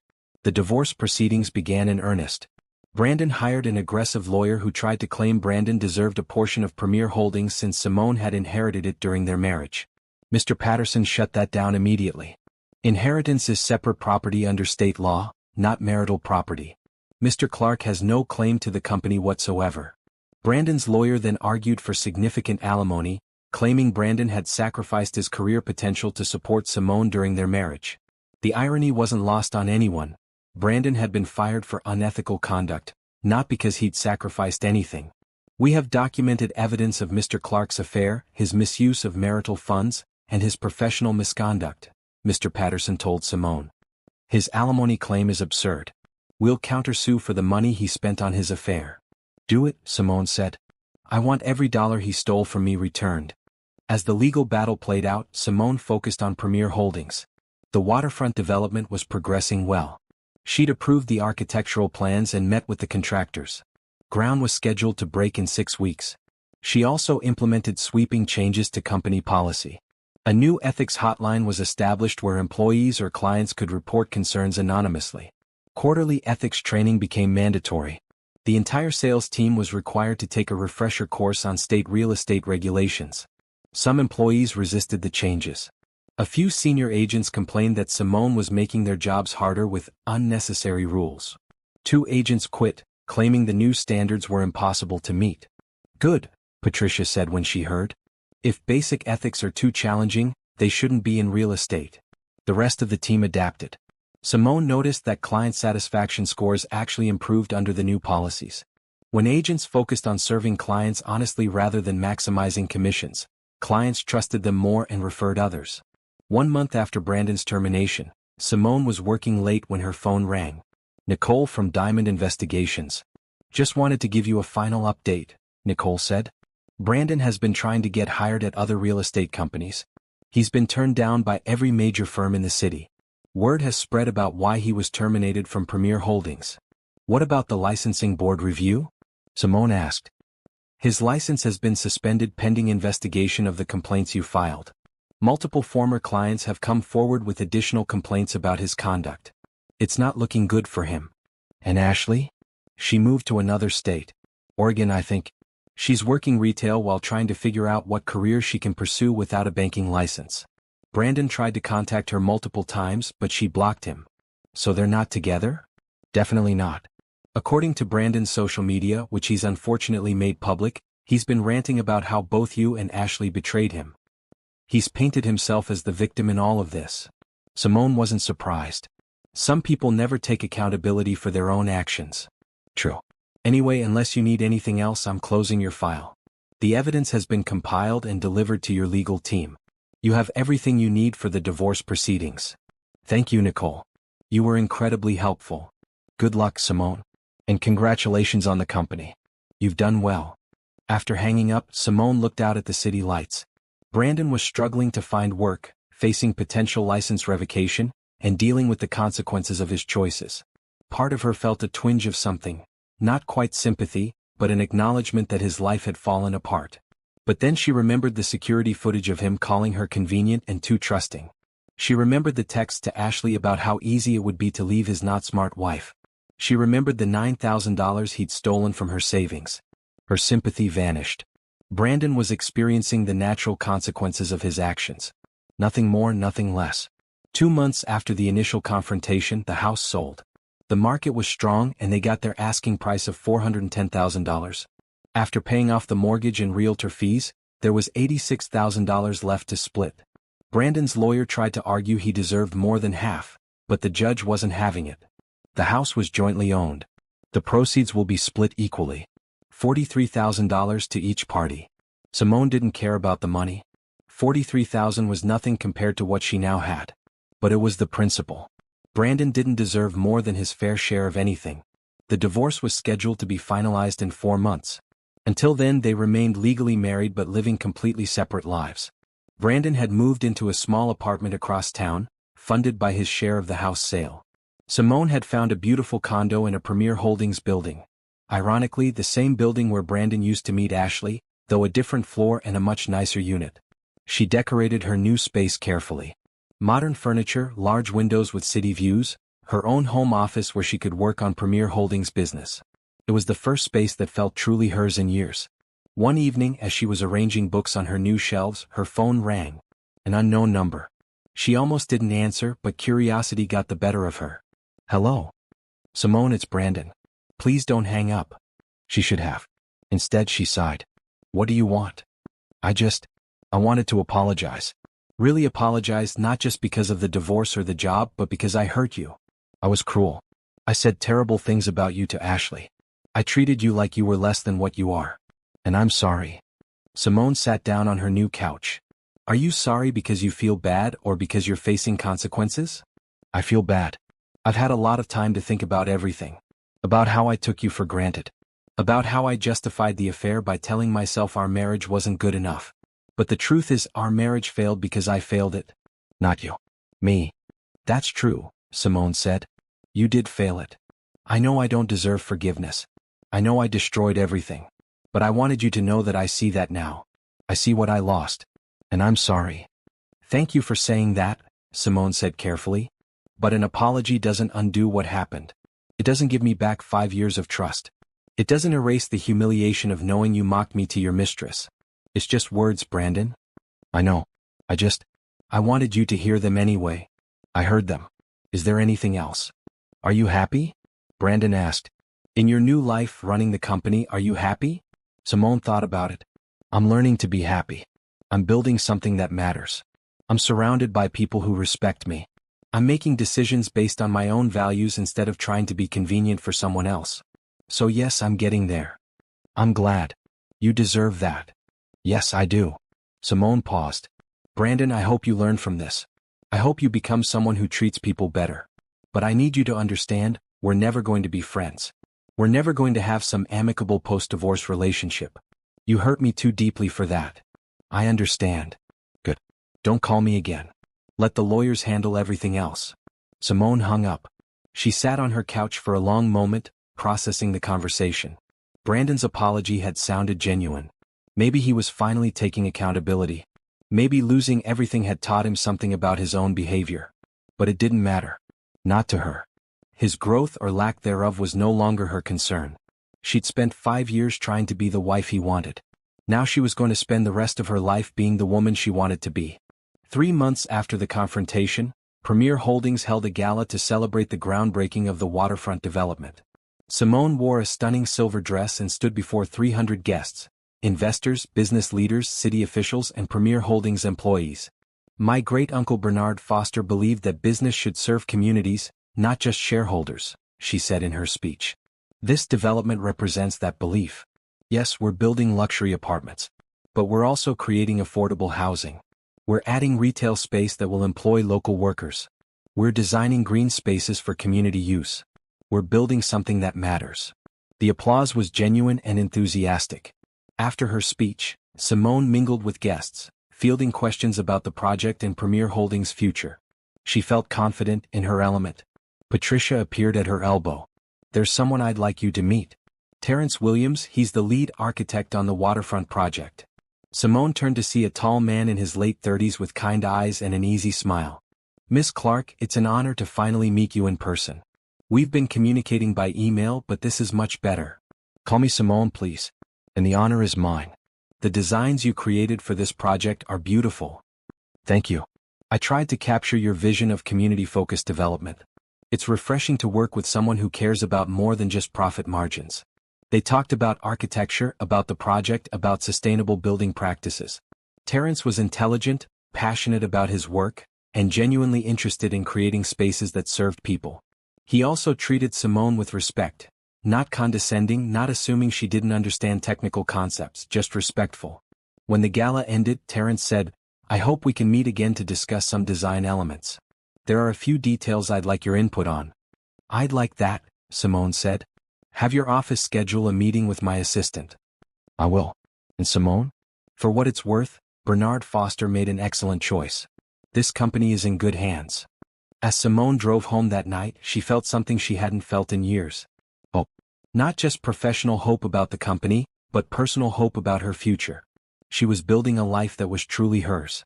She was making decisions that aligned with her values. She was becoming the woman she was always meant to be. Brandon had called her convenient, too trusting, not smart. He'd underestimated her in every possible way. But in doing so, he'd freed her. His betrayal had been the catalyst that revealed her true strength. His lies had been the darkness that made her own light shine brighter. She wasn't grateful for the pain he'd caused, but she was grateful for the person she'd become in spite of it. Strong, independent, powerful, uncompromising. The fallout from Brandon's betrayal had been extensive. Ended marriage, a destroyed career, damaged reputations, legal battles. But through all of it, Simone had emerged victorious. Not because she'd sought revenge, though justice had been served, but because she'd refused to let Brandon's choices define her worth. She was Simone Clark, CEO, business leader. Woman who'd taken betrayal and transformed it into power. Woman who'd taken underestimation and proved everyone wrong. And her story was just beginning. 6 months after that company-wide meeting where Simone had revealed herself as CEO and fired her husband, Premier Holdings had transformed significantly. The ethics policies were now deeply embedded in company culture. Client satisfaction was at an all-time high.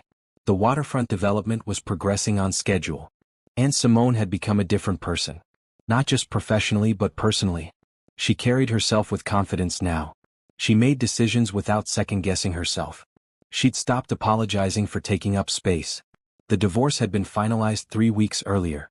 The judge had granted everything Simone's lawyers requested. No alimony for Brandon. Full return of the money he'd spent on his affair. A clean break with no financial ties remaining between them except the already split house proceeds. Brandon had tried to appeal, but his lawyer advised against it. "You have no grounds. The evidence against you is overwhelming. Accept the judgment and move on." Simone heard through Patricia that Brandon had finally found work at a small real estate office in a suburban area, selling modest homes for modest commissions. His license suspension had been lifted after he completed ethics training and paid several fines, but his reputation in the industry was ruined. He'd never work for a major firm again. Ashley had apparently started over in Oregon, working at a coffee shop while taking online courses to become a teacher. Her banking career was over, but she was trying to build something new. Simone felt nothing when she heard these updates. No satisfaction, no pity, nothing. Brandon and Ashley were simply people who'd made bad choices and were living with the consequences. They were no longer part of her story. What was part of her story was the empire she was building. Premier Holdings had acquired 2 more properties that quarter. The affordable housing initiative Simone had started was gaining national attention. Business magazines had written articles about her approach to ethical real estate development. She'd also been invited to speak at conferences about women in business, about taking over family companies, about maintaining values in profit-driven industries. She was becoming known not just as Bernard Foster's heir, but as a leader in her own right. One Tuesday morning, Simone was reviewing development plans when her assistant knocked. "Mr. Williams is here for your meeting." Terrence entered, carrying rolled-up blueprints. Over the past few months, They'd met regularly to discuss the waterfront project. Their professional relationship had developed into a genuine friendship. Terence was brilliant but unpretentious, successful but kind. He reminded Simone what healthy professional collaboration felt like. "I have the revised plans for the community center," Terence said, spreading the blueprints across her desk. "I incorporated all your feedback about making it accessible and inclusive." They spent an hour going over details. Terence had designed a beautiful space that would serve as a hub for the entire development, not just for wealthy residents but for the whole neighborhood. There would be a community kitchen, meeting rooms available to local organizations, a small library, and a playground. "This is perfect," Simone said. "Exactly what Uncle Bernard would have wanted." "Your uncle had good instincts. So do you." Terence rolled up the blueprints. "Do you have lunch plans? I thought we could grab something and discuss the timeline." "I don't have plans." "Let's do it." They went to a small restaurant near Premier Holdings, sitting at a table by the window. The conversation flowed easily, moving from business to books to travel to life philosophies.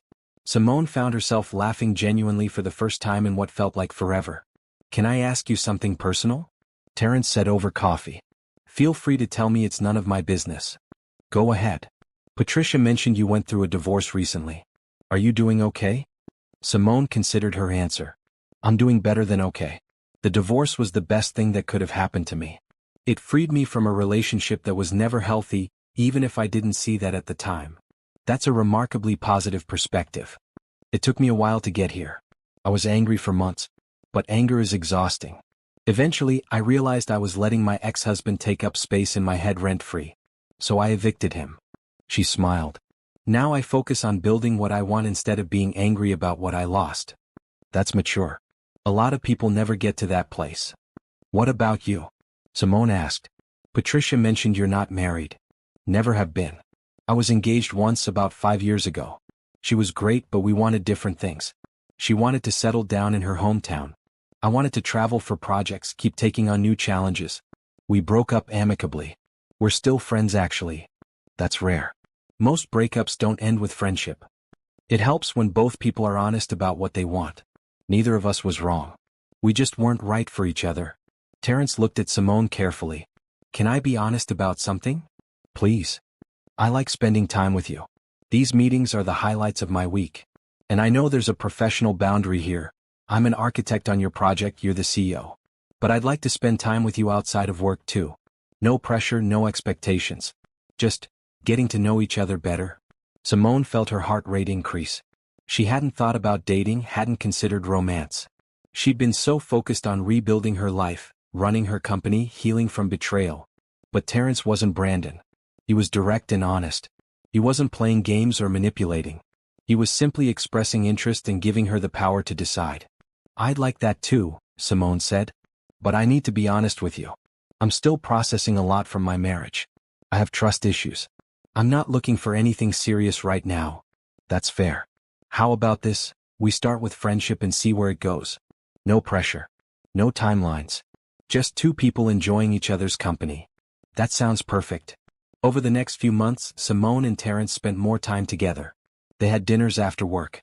They went to art galleries on weekends. They took walks along the waterfront where the new development was rising.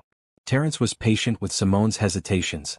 When she pulled back emotionally, he gave her space. When she needed to talk about her trust issues, he listened without judgment. When she was ready to open up again, he was there. He was everything Brandon wasn't. Honest about his feelings. Respectful of her boundaries. Supportive of her career without trying to compete or diminish her success. He saw her strength and admired it rather than feeling threatened by it. "You're different from when we first met," Terence said one evening as they watched the sunset from Simone's condo balcony. "How so?" "You seem more relaxed. More willing to let people in. The walls are coming down." "I built those walls for a reason," Simone said. "But I'm learning that not everyone is trying to hurt me. Some people are actually trustworthy." "I'm glad you're learning that." Terence took her hand gently. "I want you to know there's no rush here. We move at whatever pace feels right to you. Thank you for being patient with me." "Simone, you're worth being patient for."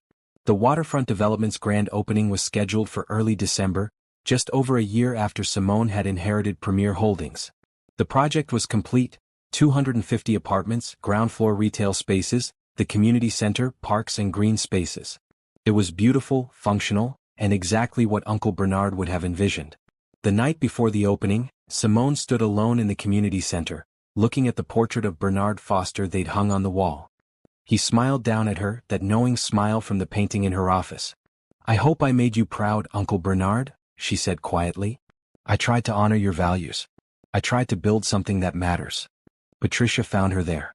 "The press is here for tomorrow's opening. City officials. Business leaders. This project is getting national attention." "It's overwhelming," Simone admitted. "A year ago I was a bookkeeper. Now I'm running a billion-dollar company and opening a major development. And you're doing it brilliantly. Bernard knew what he was doing when he chose you." "Did he? Sometimes I wonder if he just got lucky that I happened to be betrayed by my husband at the exact right time to make me angry enough to take charge of my life." Patricia laughed. "Bernard didn't believe in luck. He believed in character. He saw yours even when you didn't see it yourself."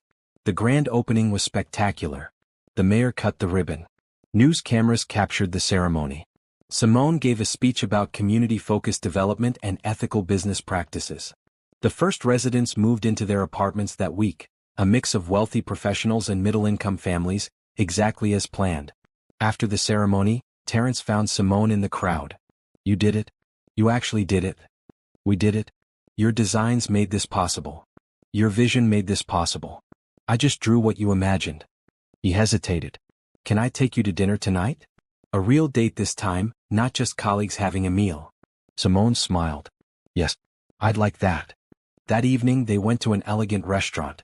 They talked about the project, about their childhoods, about their dreams for the future. The conversation was easy, natural, filled with laughter.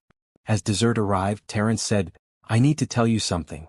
I'm falling for you, Simone. I know we said we'd take things slow and we can keep doing that. But I wanted you to know how I feel. You're brilliant and strong and kind. You've overcome so much this past year. Watching you build this company, lead with such integrity, it's been incredible." Simone felt tears in her eyes. Happy tears. "I'm falling for you too. It scares me because the last time I trusted someone with my heart, he destroyed it. But you're not him. You've shown me that not all men are manipulative. Some are actually good. I can't promise I'll never make mistakes. But I can promise I'll always be honest with you. I'll always respect you. And I'll never make you feel less than the amazing woman you are." "That's all I need," Simone said. They left the restaurant and walked along the waterfront, past the new development glowing with lights. Simone thought about how much her life had changed in 1 year. How betrayal had led to discovery. How devastation had led to strength. How being underestimated had led to her proving everyone wrong. Brandon had called her convenient, too trusting, not smart. He'd thought she'd never figure out his lies. He'd thought she had nothing and would remain nothing. He'd been so wrong. Simone had everything now. A successful company. A meaningful career. A new love that was built on respect and honesty. A life that was authentically hers. She wasn't grateful for Brandon's betrayal. But she was grateful for who she'd become in spite of it. Strong enough to walk away. Brave enough to take control. Wise enough to know her worth. As she and Terrence walked hand in hand past the community she'd built, Simone felt something she hadn't felt in years. Complete. Not because she had a man beside her, but because she'd built a life she was proud of. A life that mattered. A life that was hers. The old Simone would have questioned whether she deserved this happiness. The new Simone knew she absolutely did. She'd earned every bit of it through hard work, integrity, and refusing to be defined by someone else's betrayal. Brandon had tried to destroy her. Instead, he'd freed her. And now she was soaring higher than she ever imagined possible. 1 year to the day after Simone had sat in Mr. Patterson's office learning about her inheritance and her husband's betrayal, Premier Holdings held its annual gala. This year's theme was Building Communities, Building Futures. The event was held at the Waterfront Development's Community Center. 500 guests attended. Business leaders, city officials, Premier Holdings employees, residents of the new development, and representatives from the affordable housing organizations Simone had partnered with. Simone stood backstage, smoothing down her emerald dress. Terrence appeared beside her, looking handsome in his tuxedo. "Nervous?" he asked. "A little. This is the biggest speech I've given. You'll be brilliant. You always are." He kissed her cheek. "I'll be right there in the front row." Simone smiled. Over the past 6 months, her relationship with Terrence had deepened into something real and lasting. He'd met her family at Thanksgiving. She'd met his. They'd talked about the future, cautiously, mindfully, but with genuine hope. It wasn't rushed. It wasn't dramatic. It was healthy and steady and built on mutual respect. Everything her marriage to Brandon hadn't been. Patricia appeared backstage. Ready? As ready as I'll ever be. Good. Because there's a full house out there, and they're all eager to hear what you have to say. Simone walked onto the stage to thunderous applause. She looked out at the crowd and saw familiar faces. Mr. Patterson, who'd guided her through this entire journey. Patricia, who'd been her mentor and friend. The Premier Holdings team who'd supported her vision. Terrence in the front row, smiling with pride. And in the back, she noticed a familiar figure. Brandon. He stood near the exit, not dressed for the gala but in casual clothes, watching through the glass doors from outside. Their eyes met for a brief moment before he turned and walked away. Simone felt nothing. No anger, no sadness, just a distant acknowledgement that he'd existed in her life once. Then she focused on the people who mattered now. Good evening, she began. Thank you all for being here. 1 year ago, I inherited Premier Holdings from my great-uncle Bernard Foster. I'd never run a company. I'd never worked in real estate. I had no idea what I was doing. Polite laughter from the audience. But I had something more important than experience. I had values. I had a commitment to doing things right. I had a belief that business should serve communities, not just shareholders. And I had incredible people around me who believed in that vision too. She clicked to the next slide, showing photos of the waterfront development at various stages of construction. This development represents what's possible when we prioritize people over profit. Yes, it's profitable, very profitable. But it's also meaningful. We've created 250 homes, 50 of which are affordable housing units. We've brought retail businesses to an underserved neighborhood. We've built a community center that serves residents and non-residents alike. We've created jobs. We've revitalized a waterfront that was neglected for decades. Another slide showing residents of various backgrounds and income levels enjoying the community spaces. This is what Uncle Bernard believed in. This is what Premier Holdings will continue to stand for. Integrity, service, community, excellence. These aren't just words on our wall. They're the standards we hold ourselves to every single day. Simone paused, looking out at the audience. This past year has taught me something important. It's taught me that betrayal can be a catalyst for transformation. That being underestimated can be motivation to prove everyone wrong. That losing what you thought you had can lead to gaining something far more valuable. She wasn't just talking about business anymore, and everyone in that room knew it. The story of her divorce from Brandon, her taking over Premier Holdings, her firing her own husband for ethical violations. It had become local news. She'd never discussed it publicly, but she didn't need to.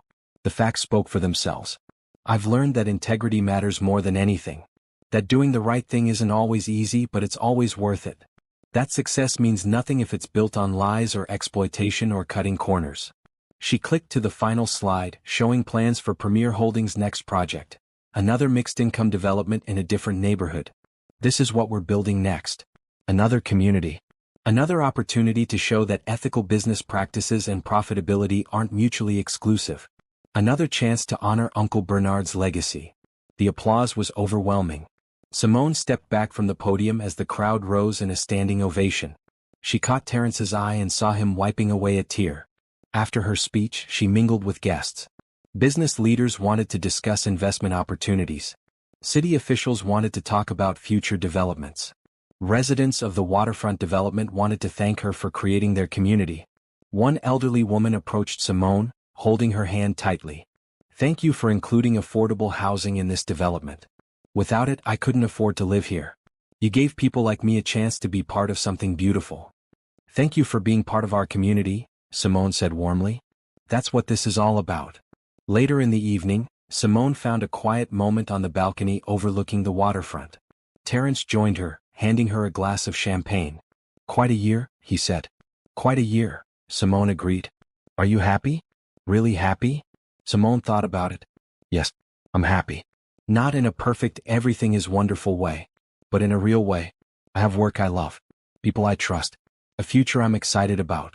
That's more than enough. It's more than most people ever get. Terrence looked at her seriously. Simone, I love you. I wanted to wait for the right moment to say it, but standing here watching you shine tonight, I couldn't wait any longer. I love you. Simone felt her heart swell. I love you too. You've helped me believe in good men again. You've shown me what healthy love looks like. I didn't think I'd ever trust someone with my heart again, but I trust you." They kissed as fireworks exploded over the waterfront, part of the gala celebration. The timing was perfect, almost cinematic. "I don't know what the future holds," Simone said, "but I know I want you in it. That's all I need to hear." The gala continued late into the night. As it wound down, Simone stood in the community center, looking at the portrait of Uncle Bernard one more time. "I did it, Uncle Bernard. I honored your legacy. I built something that matters. I became the woman you believed I could be." Patricia appeared beside her. "Talking to Bernard?" "Just thanking him. For everything. He'd be so proud of you." "I know I am. Thank you for everything you've done for me this year. I couldn't have survived without your guidance. You would have figured it out. You're stronger than you give yourself credit for." Patricia smiled. "Bernard saw that strength even when you didn't. That's why he chose you." As Simone drove home that night, Terence beside her, she reflected on the past year. The devastation she'd felt sitting in Mr. Patterson's office. The anger that had fueled her through gathering evidence. The power she'd felt firing Brandon and ending her marriage. The satisfaction of building Premier Holdings into something even greater than before. The joy of falling in love again the right way this time. It had been the hardest year of her life. But also the most transformative. Brandon had thought he'd broken her when he betrayed her. Instead, he'd freed her from a life that was never meant for her. He'd thought she was convenient, too trusting, not smart enough. He'd been wrong about all of it.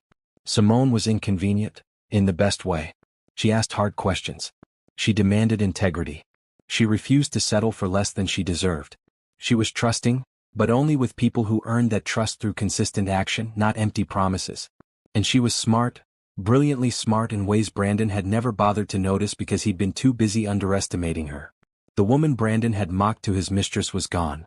In her place was a CEO, a community builder, a woman who'd taken betrayal and turned it into power. A woman who'd inherited an empire and made it even greater. A woman who'd lost a husband and found herself. Simone Clark was no longer defined by her marriage or her divorce. She was defined by her choices, her values, her integrity. She was building a legacy that would outlast any relationship, any betrayal, any challenge. As she and Terence arrived at her condo, Simone looked up at the city lights and smiled. This was her city now. Her company. Her life. She'd started this journey as a bookkeeper with a modest life and a cheating husband. She was ending it as a CEO with an empire and a love built on respect. Brandon had tried to make her small. Instead, she'd become infinite. And that was the ultimate revenge. Not hurting him back but becoming so successful and happy that he became completely irrelevant to her story. He was just a chapter that had ended. She was the whole book, still being written, getting better with every page. The full circle was complete. From devastation to transformation. From betrayal to empowerment. From being underestimated to proving everyone wrong. Simone Clark had built her empire. And she was just getting started.